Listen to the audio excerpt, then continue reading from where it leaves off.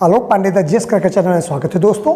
आज का जो टॉपिक है वो इंडियन कॉन्स्टिट्यूशन का आर्टिकल नंबर 21 है, अनुच्छेद 21। अनुच्छेद 21 भी मौलिक अधिकार का प्रमुख अनुच्छेद है जो डेमोक्रेटिक व्यवस्था में एक आवश्यक अंग के रूप में है, जिसमें आर्टिकल 21 में क्या कहा गया है? प्राण और दैहिक स्वतंत्रता का संरक्षण। प्राण और दैहिक स्वतंत्रता का संरक्षण। दोस्तों, भारत के संविधान में बताया गया है कि किसी व्यक्ति को उसके प्राण या दैहिक स्वतंत्रता से विधि द्वारा स्थापित प्रक्रिया के अनुसार ही वंचित किया जा सकता है। अर्थात इसका यह मतलब भी है कि कोई भी व्यक्ति या संस्था किसी के प्राण का हरण तभी कर सकते हैं जब वह लॉ के तहत हो।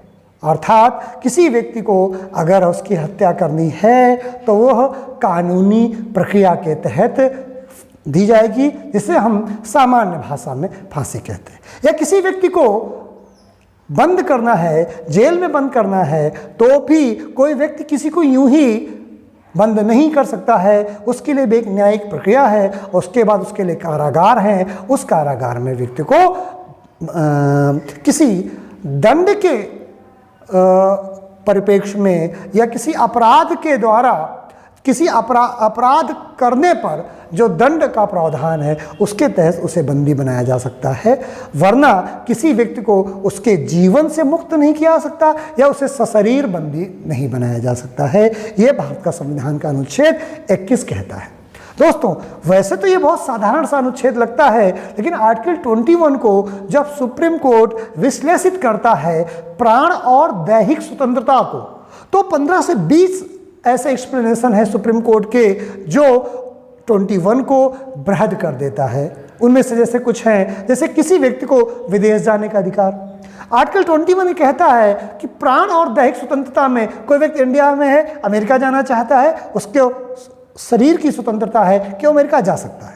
रीजनेबल रिस्ट्रिक्शन है कि उसके खिलाफ कोई कानून ना हो, कोई दंड का उसे जेल ना किया गया हो या उसे रेड कॉर्नर नोटिस ना जारी किया गया हो। इस तरह के सिवाय कोई कानूनी प्रक्रिया के तहत उसे इस देश में तो रोका जा सकता है, लेकिन अगर कोई उसके खिलाफ कोई केस नहीं चल रहा है तो उसे आर्टिकल 21 के तहत इस देश से बाहर जाने का अधिकार भी आर्टिकल 21 के तहत ही आता है। और इसका दुरुपयोग भारत के कुछ नेताओं ने कुछ अधिकारियों ने किया है या कुछ बिजनेसमैन ने किया है।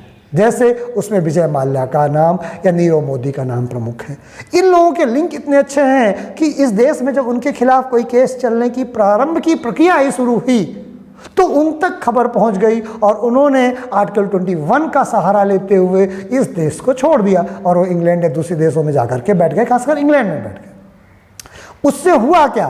क्योंकि आर्टिकल 21 कहता है किसी व्यक्ति को विदेश जाने से, विदेश गमन से रोका ही नहीं जा सकता है जब तक कि उसके खिलाफ रेड कॉर्नर नोटिस ना हो या जब तक कि वो उसके खिलाफ कोर्ट कोई आदेश ना दे दे रूल ऑफ लॉ के तहत। तो उसका फंडामेंटल राइट है विदेश जाना, और ये लोग इस अनुच्छेद का प्रयोग करते हुए इस देश से बाहर चले गए। भारत सरकार ये प्रयास कर रही है कि विजय माल्या और नीरव मोदी जैसे लोगों को भी पुनः भारत में लाया जाए और उनके खिलाफ देश के कानून के साथ जो दंड की प्रक्रिया है उस दंड की प्रक्रिया का पालन कराया जाए या कानून का पालन करवाया जाए।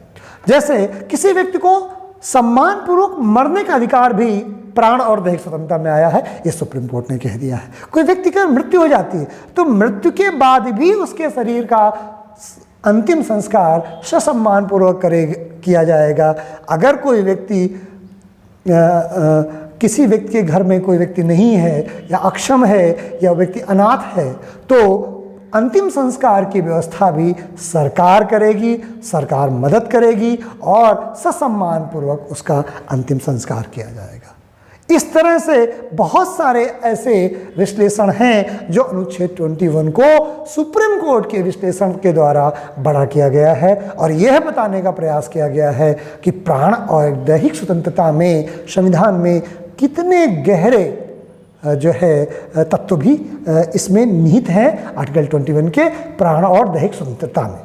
इसके बाद दोस्तों 21A इसमें अमेंड करके जोड़ा गया और इसमें यह बताया गया, क्या बताया गया कि शिक्षा पाने का अधिकार भी प्राण और दैहिक स्वतंत्रता में आता है और राज्य 6 वर्ष से 14 वर्ष के आयु के बालकों के लिए निःशुल्क शिक्षा की व्यवस्था करेगा तथा राज्य उसके लिए नियम बनाएगा और माता पिता भी प्रयास करेंगे कि 6 से 14 वर्ष के आयु के बच्चों को शिक्षा दी जाए। और क्योंकि यह मौलिक अधिकार है, यही एकमात्र अनुच्छेद है 21A जो पनिशेबल नहीं है, वरना किसी भी मौलिक अधिकार का उल्लंघन करने पर दंड की व्यवस्था है।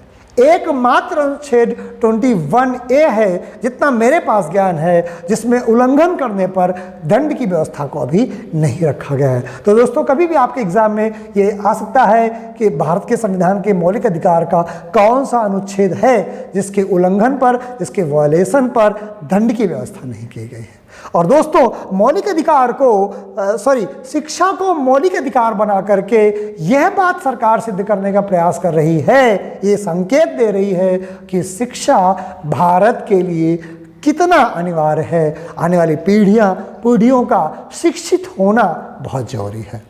इसीलिए दोस्तों, शिक्षा को मौलिक अधिकार रखा गया है। अब 6 से 14 वर्ष की आयु के बालकों को शिक्षा प्राप्त करना उनका मौलिक अधिकार है। हाँ, इसके लिए अभी किसी को पूर्णतः उत्तरदायी नहीं माना गया है, क्योंकि अगर पूर्णतः उत्तरदायी मान लिया जाएगा राज्य को या माता पिता को तो उसके उल्लंघन पर उन्हें दंड की व्यवस्था होगी।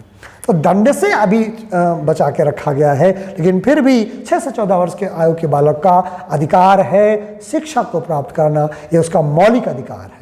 इससे भारत सरकार की शिक्षा के प्रति नीति की सोच पता चलती है और वह अब नवीन शिक्षा पद्धति में दिखाई देना शुरू हो जाएगी। जो नई शिक्षा योजना आई है या जिसे कहें नई शिक्षा नीति आई है, उस नई शिक्षा नीति में 21A को प्रतिबिंबित किया जाएगा, 21A की विचारधारा को शामिल किया जाएगा। दोस्तों, अनुच्छेद 21 को मैंने थोड़े से समय पर अपने ज्ञान के अनुसार आपको समझाने का प्रयास किया है। यह वीडियो आपको या यह आर्टिकल 21A आपको 21A को समझने में और 21 को समझने में मदद करेगा। दोस्तों, आज का वीडियो मैं यहीं समाप्त करता हूँ। नेक्स्ट वीडियो तक के लिए जय हिंद।